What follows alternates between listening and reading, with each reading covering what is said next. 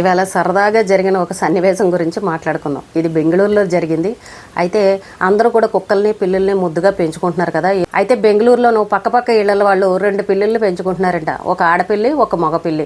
అయితే ఈ 2 పిల్లులు ఎప్పుడు కలుసుకున్నాయో తెలీదు, మరి ఎలా కలుసుకున్నాయో తెలియదు. కానీ ఆడపిల్లి 4 పిల్లి పిల్లల్ని పెట్టిందంట. అయితే ఆ ఇంటి ఓనర్కి అనుమానం వచ్చి కోపం వచ్చిందంట. అంటే పక్కింటి వాళ్ళ పిల్లి మగ పిల్లి అయింది, వాడితోటి ఇది ఎప్పుడో కలిసింది, అందుకే దీనికి కడుపు వచ్చి 4 పిల్లులు పుట్టాయి. ఇప్పుడు ఈ 4 పిల్లుల్ని పైగా తల్లిని మొత్తం 5 పిల్లుల్ని నేను ఎలా పెంచాలని చెప్పేసి అతనికి బాగా విపరీతమైన కోపం వచ్చేసిందంట. ఆ పక్కింటి వాళ్ళ మీద గొడవ పెట్టుకున్నాడంట. ఇప్పుడు 5 పిల్లులు నేను పెంచాలి, నేను ఎలా పెంచుతాను, మీ పిల్లి వచ్చి మా పిల్లిని రేప్ చేసింది, అందుకే మా పిల్లికి 4 పిల్లలు పుట్టాయని చెప్పేసి అతను వెళ్ళి ఆ పక్కింటి వాళ్ళ మీద దెబ్బలాడంట. ఇది ఇలాగ రోజు కొట్లాడుకుని ఆ చిలికి గాలివాన్లాగా పెరిగింది. చివరికి మొత్తానికి ఈ గొడవ కాస్త పోలీస్ స్టేషన్కి వెళ్ళింది. పోలీసులు ఈ గొడవ అంతా విన్నారు, ఇంటికి వచ్చారు, చూశారు. ఇక్కడేమో 5 పిల్లులు ఉన్నాయి, ఆ పక్కింట్లో మగపిల్లి హ్యాపీగా కాలు మీద కాలేసుకుని అన్నట్టు దర్జాగా ఉంది.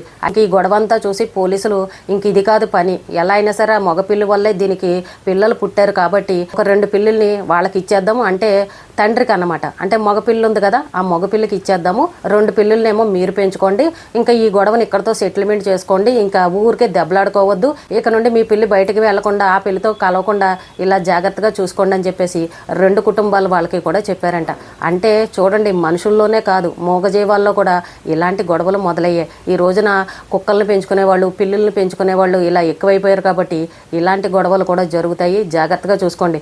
ఊరికే మనం పిల్లిని పెంచుకున్నాం కదా, కుక్కను పెంచుకున్నాం కదా అని ఇలా మురిసిపోవడం కాదు. ఆ కుక్క ఎక్కడికి వెళ్తుంది, ఏ కుక్కతో తిరుగుతుంది, పిల్లి ఎక్కడికి వెళ్తుంది, ఏ పిల్లితో పరిచయాలు పెట్టుకుంది, ఏ పిల్లితో అన్న కనెక్షన్లు పెట్టుకుందా, మనం బయట వదిలేమని అంటే ఇంకేమన్నా చేస్తోందని మన కన్న పిల్లల్ని చూసుకోవడం కాదు, వాటిని కూడా మీరు కన్న పిల్లల్లాగానే చూసుకోవాలి. మన ఇంట్లో మగపిల్లలు కానీ ఆడపిల్లలు కానీ ఇలాగే బయట వాళ్ళతోటి లవ్ సీన్లు ఇవన్నీ ఎలా జరుపుతున్నారో, పార్కుల్లోకి వెళ్ళడం, పెళ్ళిళ్ళు చేసేసుకోవడం, ఇలాంటివి చేస్తున్నారు కదా.